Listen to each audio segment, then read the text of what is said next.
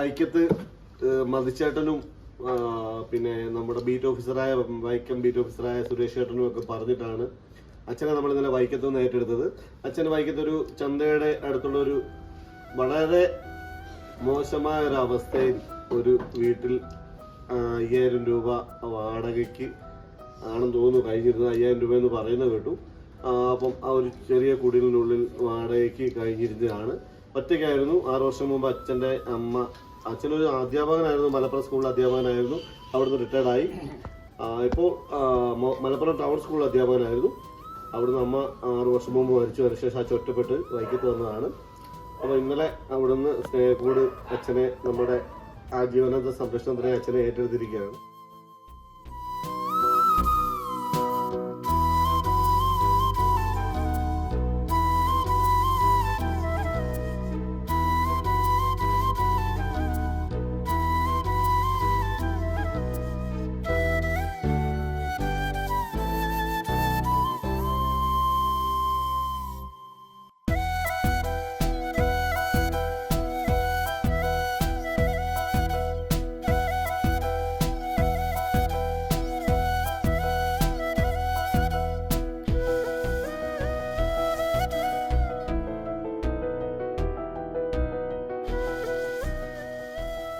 അച്ഛൻ ഇവിടെ വളരെ കാലമായി ഒറ്റയ്ക്ക് താമസിക്കുകയായിരുന്നു.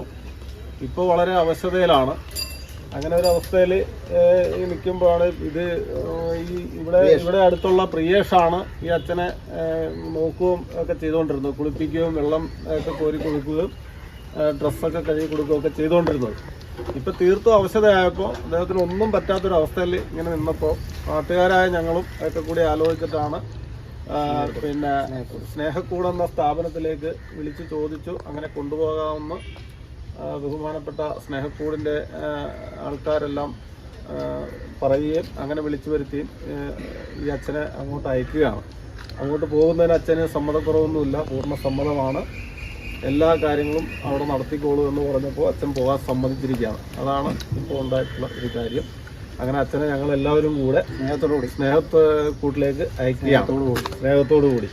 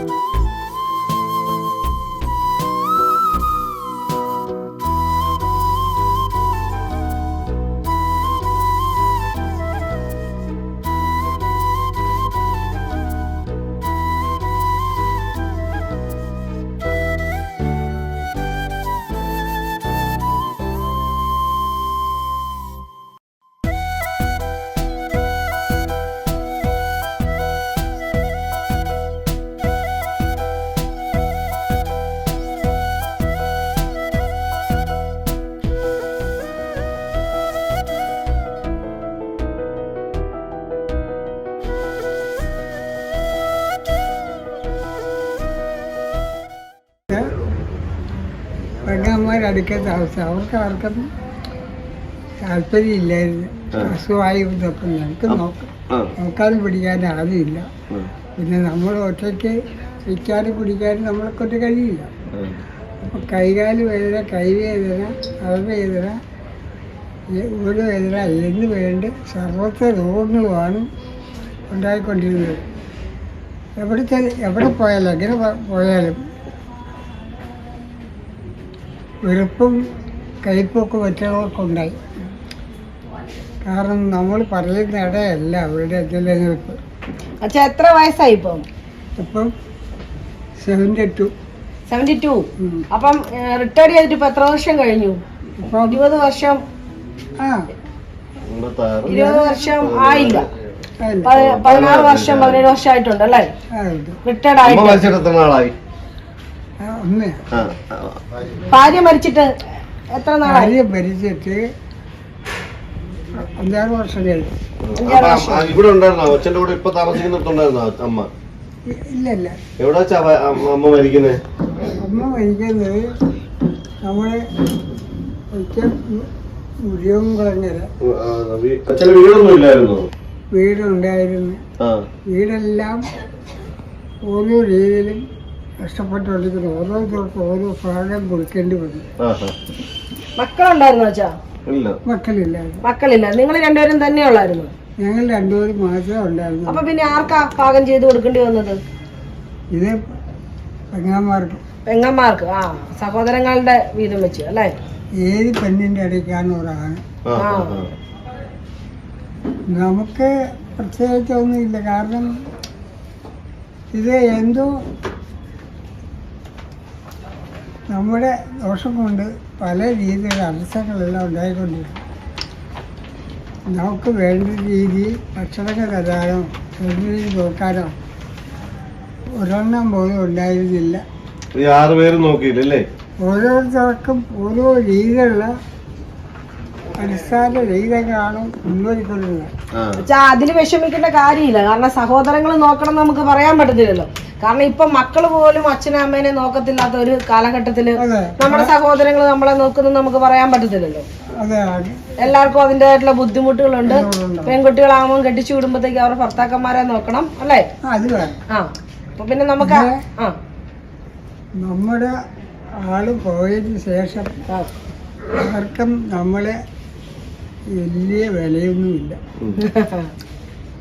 അവിടെ കൊണ്ട് തോറ്റ്. കാരണം ഒരാഹാരം വിളമ്പി തരുവാണെങ്കിലും അത് വേണ്ട രീതിയിലല്ല. അവിടെയും പുച്ഛമാണ്. ഓരോരുത്തർ പെങ്ങന്മാരാണ്, പെങ്ങന്മാരുടെ ഭർത്താക്കന്മാർ കൊണ്ടുവരുന്നത് കൊണ്ട് അവർ മക്കളെ പോറ്റി മുന്നോട്ട് കൊണ്ടുപോകും. അതിൻ്റെ ഒരു ഓഹരി നമുക്ക് തരാൻ അവരെ കൊണ്ട് കഴിയില്ല. മലപ്പുറത്ത് ഏത് സ്കൂളിലായിരുന്നു? മലപ്പുറത്ത് ഏത് സ്കൂളിലായിരുന്നു? ബോയ്സ് ഹൈ സ്കൂളോ? എവിടെ? മലപ്പുറം ടൗണിൽ തന്നെ ആയിരുന്നു? മലപ്പുറം ടൗണിലുള്ള ബോയ്സ് ഹൈ സ്കൂളിലായിരുന്നു അല്ലേ? എത്ര വർഷം പഠിപ്പിച്ചു അവിടെ? അവിടെ 5 വർഷത്തോളം മുന്നേറിക്കൊണ്ടിരിക്കുന്നു. അതിന് മുൻപ് എവിടെയായിരുന്നു അച്ഛാ? അതിന് മുമ്പ് നമ്മൾ വീട്ടിൽ തന്നെയായിരുന്നു. വീട്ടിൽ തന്നെ ആയിരുന്നു? ഒരു സ്കൂളിൽ പഠിപ്പിച്ചിട്ടുള്ളൂ? ഒരു സ്കൂളിലൊന്നുമില്ല.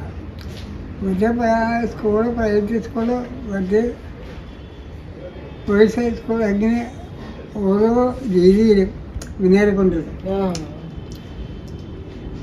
അപ്പം മലയാള അധ്യാപകനായിരുന്നു അല്ലേ? മലയാള അധ്യാപകനായിരുന്നു.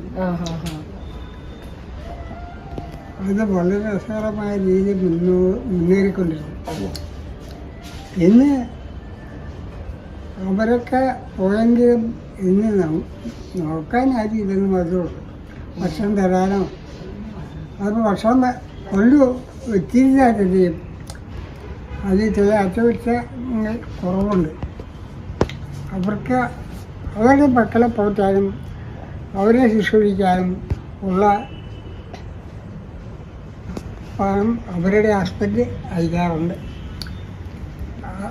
നമുക്ക് വേണ്ടിയിട്ട് നമ്മൾ ഉള്ളതുകൊണ്ട് സന്തോഷമായിട്ട് ജീവിച്ചോളണം എന്നുള്ള അഭിപ്രായം. എൻ്റെ വീട് വൈക്കത്ത്. അമ്മയുടെ വീടോ? അമ്മയുടെ വീട് ചെമ്പി. അടുത്തടുത്ത് തന്നെയാണ്. സഹോദരങ്ങളൊക്കെ അടുത്തടുത്ത് തന്നെയാണ് താമസിക്കുന്നത്? സഹോദരങ്ങളെല്ലാം അടുത്തടുത്താണ് താമസിക്കുന്നത്. അച്ഛൻ ഇപ്പൊ താമസിച്ചില്ല, ഞങ്ങളെ ഏറ്റെടുത്തോണ്ട് വന്നില്ലേ? അവിടെ എത്ര വർഷം അച്ഛൻ താമസിച്ചു? ഒത്തിരി വർഷമായിട്ട് അവിടെ താമസിക്കുവാണോ? പിന്നെ അച്ഛൻ തന്നെത്താനാണോ ആഹാരം എല്ലാം വെച്ചുണ്ടാക്കി കഴിക്കുന്നത്? അവിടെ നാട്ടുകാരൊക്കെ സഹായിക്കുമായിരുന്നോ അച്ഛനെ? ഇല്ല ഇല്ല, നാട്ടുകാരെ സഹായിക്കേണ്ട കാര്യമില്ല. ഒരു പയ്യൻ കൂടെ സഹായിക്കത്തില്ലായിരുന്നു? അത് ഇവിടെ വന്നതിന് ശേഷമാണ്. അതും അച്ഛനോട് ഞങ്ങളെ പറ്റി പറഞ്ഞത് മധു എന്ന് പറഞ്ഞൊരു ചേട്ടനാണ്. പിന്നെ അവിടുത്തെ ജനമൈത്രിയുടെ ബീറ്റ് ഓഫീസർമാരില്ലേ?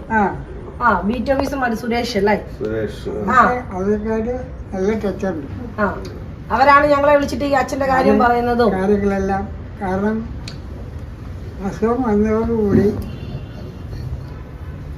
ഒരിടത്ത് പങ്ങന്മാരെടുക്കലോ മറ്റുള്ളവരെടുക്കലോ പോകാനോ അവിടെ ഭക്ഷണം കഴിക്കാനോ ഇതാക്കിയില്ല.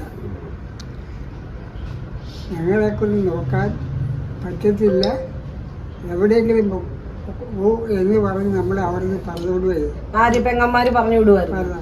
പിന്നെ അതിനകത്ത് ഒരു പരിധിക്കപ്പുറം നമുക്കേ ഈ പെങ്ങന്മാരോട് നമുക്കിപ്പോ സഹോദരനെ നോക്കണം എന്ന് പറയാൻ പറ്റത്തില്ല. ഇന്നത്തെ കാലഘട്ടത്തിൽ മക്കള് പോലും സ്വന്തം അച്ഛനെ അമ്മേനെ നോക്കത്തില്ലാത്തടുത്ത് നമ്മളെ കൂടപ്പുറപ്പ് നമ്മുടെ സഹോദരിയെ നമ്മളെ നോക്കണം എന്ന് പറഞ്ഞാൽ നടക്കില്ല. അവർക്കെല്ലാം കുടുംബമായിട്ട് ജീവിക്കുന്നത്, അതിന് നമ്മൾ പരാതി പറയേണ്ട കാര്യമില്ല അല്ലേ? അച്ഛൻ നല്ലൊരു പാട്ട് പാടും, ഒരു പാട്ട് പാടാമോ? ഞാൻ പാട്ട് ഇപ്പൊ ഓർമ്മയില്ല. റാഫിയുടെ ഒക്കെ മുഹമ്മദ് റാഫിയുടെ ഒക്കെ പാട്ട് പാടുന്നു. കുറച്ച് പാടാം. ഞാനിപ്പോ ഒരു ഓർമ്മ പല്ലക്കളയുണ്ട്, വീട് പല്ലളിയതാ. എന്നാലും ഒരു മലയാള അധ്യാപകനാകുമ്പോ തീർച്ചയായിട്ടും അല്ലെ പാട്ടൊക്കെ പാടാൻ പാട്ട് ഒരുപാട് പാടിക്കൊണ്ടിരുന്ന. ആണോ? ഒരു പാട്ട് പാടിയെന്നാ ഞങ്ങൾക്ക് വേണ്ടി ഒരു പാട്ട് ഞാൻ ഇപ്പൊ തന്നെ ഒരു ഹിന്ദി പാട്ടിന് 4-5 വരി പാടാം. ഹിന്ദി പാട്ടിന്റെ മതി, കുഴപ്പമില്ല.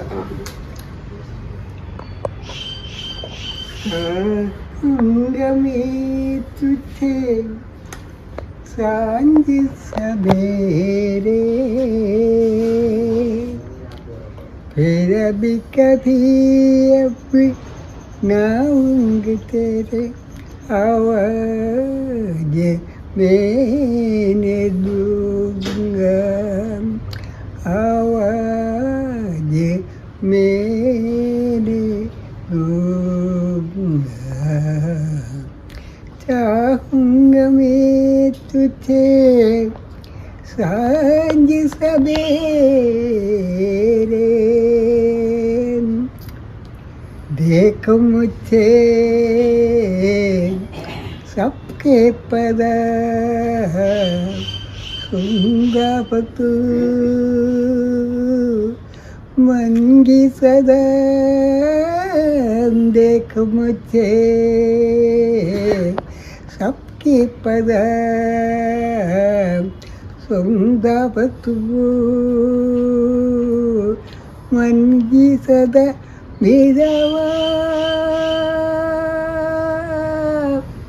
मेरे आवाज तुझको बार बार मैंने दूंगा, आवाज मैंने दूंगा, चाहूंगा मैं तुझे साथ सवेरे.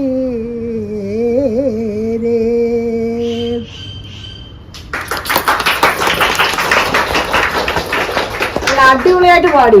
ഇതിൽ ഏറ്റവും വലിയൊരു പ്രത്യേകത ഇത്രയും വരികൾ ഓർത്തിരിക്കുക എന്ന് പറഞ്ഞാൽ വലിയൊരു പാടാ അല്ലേ? നമുക്ക് ഇപ്പൊ ഞങ്ങൾക്ക് പോലും അത്രയും മെമ്മറി കിട്ടത്തില്ല ഇത്രയും വരികൾ ഓർത്തിരിക്കുക എന്നുള്ളത്.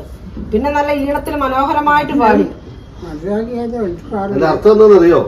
ജാവുങ്ക മേനെ, ഞാൻ നിന്നെ കാക്ഷിക്കുന്നു, രാവും പകലും എന്നാണ് ആ വരിയുടെ അർത്ഥം തുടങ്ങുന്നത് അല്ലേ? അപ്പൊ നല്ല മനോഹരമായിട്ട് പാടി. അപ്പൊ സ്നേഹക്കൂടിന് ഒരു പാട്ടുകാരൻ അച്ഛനെയും കൂടി ഇപ്പൊ നമുക്ക് കിട്ടിയിട്ടുണ്ട്. ഇനിപോലെ അച്ഛനെ ഞങ്ങളോടൊപ്പം അല്ലേ ഇവിടെ ഉണ്ടാവും അല്ലേ? ഇഷ്ടപ്പെട്ടോ സ്നേഹക്കൂടൊക്കെ? മറ്റുള്ള അലോഹികളെല്ലാം വിട്ട് ഒരു പ്രത്യേക പരിമളമാണ് എന്നിൽ ഉത്ഭവിച്ചത്.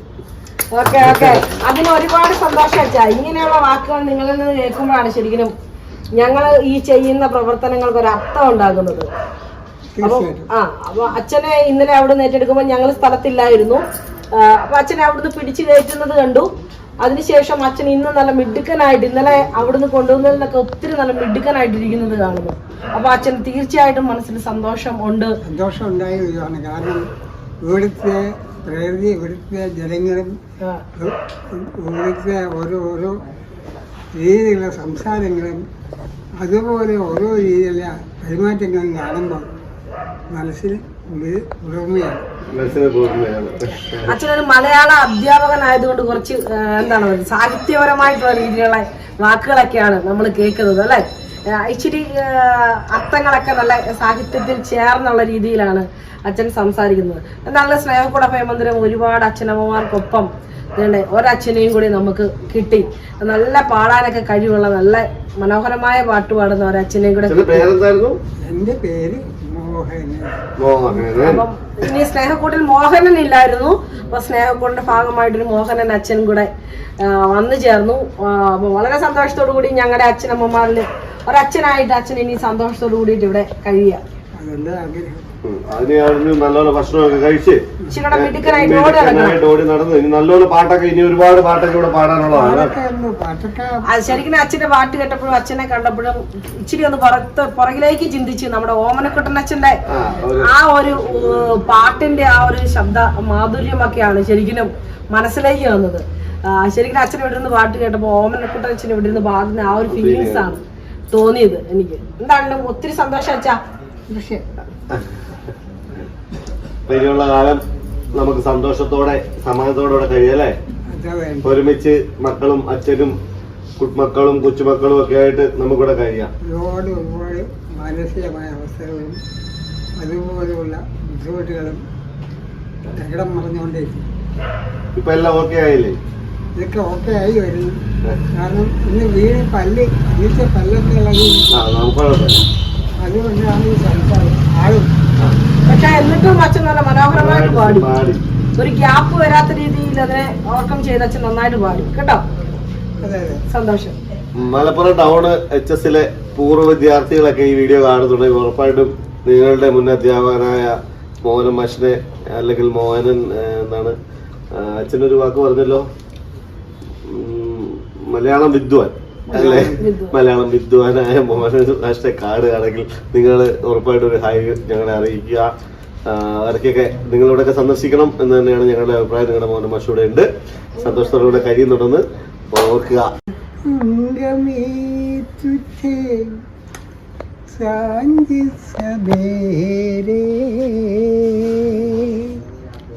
फिर भी कभी